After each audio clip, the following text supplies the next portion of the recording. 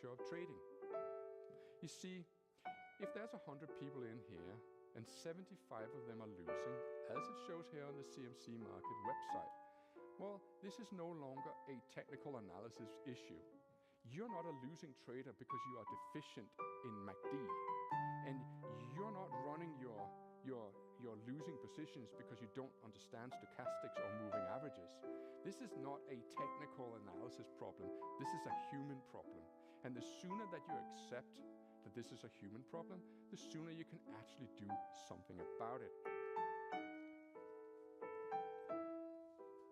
I thought that it would be the end of the CFD industry when all the brokers had to put the winning stats and the losing stat up on the website. But it hasn't, because people know it, people are aware of it. But people think, well, this stat doesn't apply to me any more than the warnings on the cigarette packages apply to me. So, when we're confronted with charts, be it something, the point here where I write here, at that point you can buy the market. So let's say I buy the market here. Well, I'm buying it because we have a gap up and now we've traded sideways in what I consider to be an ABCD correction. Yeah, I know my technical analysis. The flip side is I could also say, no, actually I'm going to sell, because if this was such a strong market, it wouldn't have taken the buyers an hour. And we also know that 48% of all gaps gets filled within the first 3 hours of trading, and 78.6% of all gaps in the Dow Jones Index gets filled within 72 hours or 3 trading days. But it's really not so interesting to know whether this is a winning trade or a losing trade. Maybe I'm right. Maybe I am wrong. It really does depend on how many traders out there agrees with me and they back up my trade as well by being a buyers when I'm buying or being sellers as I am selling. So since I have no knowledge of the future, whenever people ask me, where do you think gold is going? Where do you think so-and-so is going? I say, do you know what? Come back to me next week. My crystal ball is out for repair.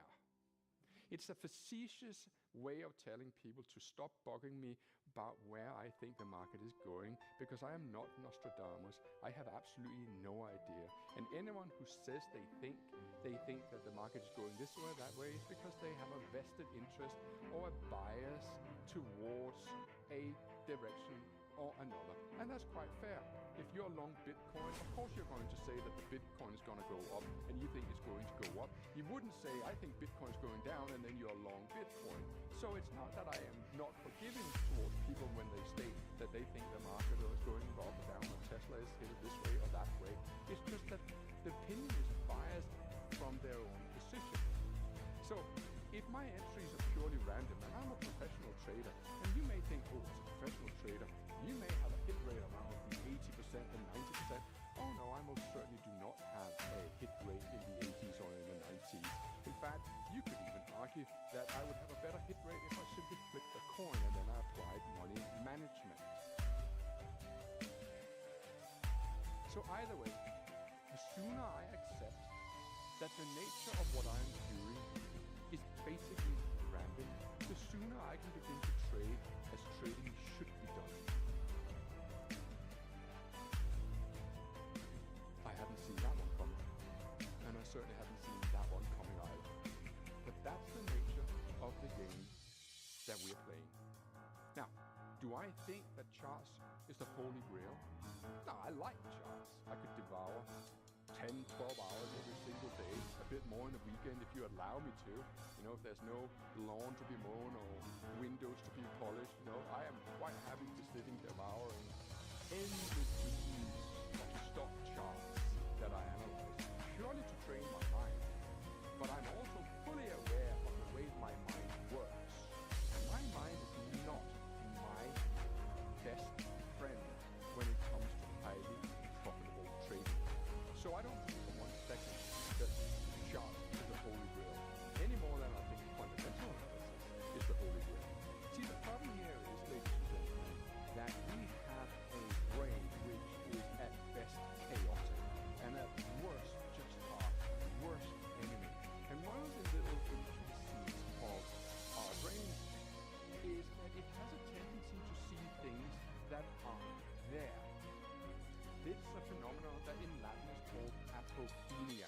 Now, if I was going to translate apophenia into a common language, it would be something along the lines of patternicity. So when you think about the nature, for example, of indicators, take some common known indicators like Fibonacci. Let's say that we look at some of the ratios of Fibonacci. I'm going a little bit off track here, a little bit without any notes. Not that I really stick to the notes anyway. When a market makes a 61% retracement, some would argue that this is the ideal time to either buy or sell short, depending on the direction. And if that fails, then there's also the 78.6% retracement. And hell, why not throw the 88.6 and the 94.5% ratio? So there's always a ratio for the particular season. However, my argument is that if the market has already traded up to a 78% retracement, surely if you sell short at 78.6, you're actually betting against the prevailing trend. Some would argue against me. I'm not really so interested in what other people are thinking. I am more interested in trying to explain to you that the majority of indicators are available to the majority of people. Yet, considering that 75 to 80%, maybe 90% of all people engaged in trading are losing, maybe it's a time we have a real long, hard look at what it is that we're actually doing when we're trading. See, the purpose of trading is for us to make money. The purpose is not to be right. It's not to derive glorification through our efforts. There is one single raw purpose to trading, and it is to make as much money as possible. And the way you do that is simply to begin to think differently.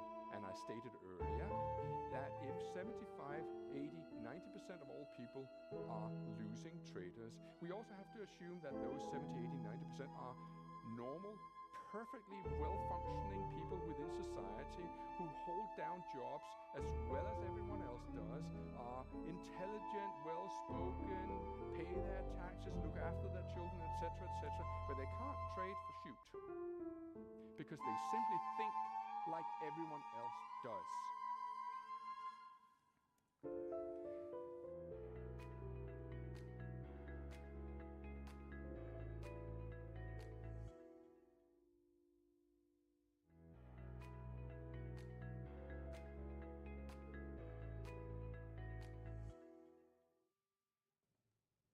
Ability to see things can be a thing of beauty, but it can also be a curse. And whilst it looks like a skeleton, it is just a flower. And it is just a fossil. So, there are those people who argue, like Annie Nin, that we don't really see things as they are. We see things as we are. What I call the deception chart is that our eyes will seek out that which confirms the facts that we are seeking to establish or to prove. It gives us a bias of looking for things that we want to achieve, rather than looking at things objectively. Now, I don't know what children's games are here in the UK, but in Denmark, where I grew up, as a child, we would sometimes be given one of these drawing books that had numbers and then just a blank page, and our job was to connect the 1 with the 2 and the 2 with the 3 and so forth until a beautiful picture emerged of a tractor and a house and a Merry Christmas, etc., etc. So it's not such a long stretch for us when we get engaged with technical analysis that we begin to connect one high with a secondary high and a third high, and we extrapolate a line out in the future, and we call that a trend line. And when a trend line has been broken, we get a signal. It's called a trend line break. And it's a thing of beauty because, hey, it looks so easy when we're sitting doing our research, and how many of us have not created fortunes on paper by drawing the right kind of lines. But, as I said, the deception of charts, what we call apophenia, is playing a trick with us, meaning that we will gladly omit this trend line break. Yet when we are trading in real time, all of a sudden we're seeing this trend line break. And so we're surprised when this happens, because during our research, it looked like this. There was a trend line break and the market stormed higher, and we were on board, and now I'm trading it, and it's not storming higher. In fact, it's trading lower and lower. In this case, you actually do get saved by the bell, unless your stop loss was too tight. are good strategies have been created on paper that are completely impossible to implement in real time. Mostly because if you're looking at the Dow Jones index from 2:30 in the afternoon till 9 o'clock at night, there are 78 5-minute bars, and you need to be present for every single one of them, or you might just miss that perfect trend line break that enabled you to ride the market up or down. So, many things I believe of charts, but many things I don't believe. And I call this ignorance. Now, intelligent people can be ignorant until they have been informed otherwise. So there are things that I don't believe in. I don't believe in soulmates. I don't believe in horoscopes. I certainly don't believe that the earth is flat. And I most certainly, categorically, do not believe there is such a thing as the perfect system, the perfect indicator, the perfect chart pattern. It simply does not exist.